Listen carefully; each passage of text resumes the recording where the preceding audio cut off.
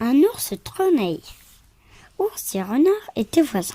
Ours avait rangé dans sa grotte un énorme pot de miel et renard le savait. Un matin d'hiver, renard s'arrête devant la grotte d'ours qui dormait et se mit à hurler.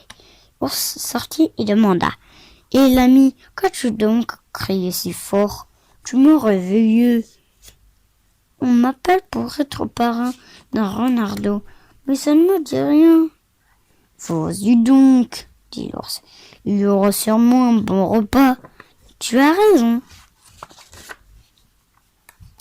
Et il s'en alla. Mais dès que l'ours fut rentré chez lui, renard fit demi-tour. Sans bruit aucun se faufile dans la grotte par un petit trou, attrape le pot de miel et se régala. Puis il retourne devant la grotte et cria: « Tu avais raison, j'ai bien mangé. » « Tant mieux, répond l'ours endormi. Et comment s'appelle ton filleul? » « Juste commencé. » Ours fut un peu surpris par ce nom, mais il ne dit rien. Le lendemain, Ours revint devant la grotte et commença à hurler.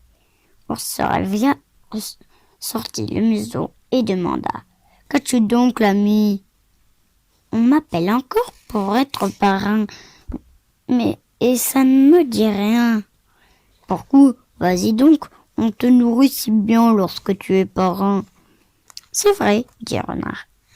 Et il partit, mais il fit encore demi-tour, entra par derrière et mangea du miel. Puis, il revint devant la grotte et cria: « Me revoilà, ours, je me suis régalé. »« Et comment as-tu nommé ce fiel-là » demanda l'ours. « Moitié mangé. »« Drôle de nom, » marmonna l'ours. Le lendemain, le rusé renard revint et hurla de plus belle. Ours se réveilla et demanda: « Pourquoi t'en hurler, l'ami? On ne cesse de m'appeler pour être parrain, mais je n'en peux plus. »« Je ne te fais pas prier, si on m'invitait, moi je n'hésiterai pas. » Encore une fois, Renard fit mine de suivre le conseil d'ours, mais il fit là manger le miel qui restait au retour, et il posta devant la grotte et cria: « Merci encore de ton conseil. » Ours demanda: « Comment as-tu appelé ton filleul ?»« Tout fini. » Très original, s'étonna l'ours. Puis Renard partit et ne reparut plus.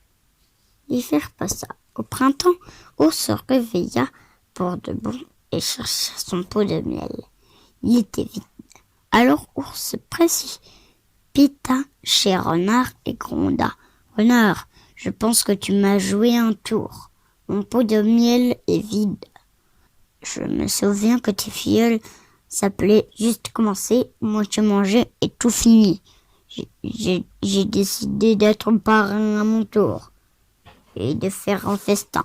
D'ailleurs, grrr, je vais tout de suite commencer par te dévorer. » Mais Renard s'exclama: « Tu es injuste, ours.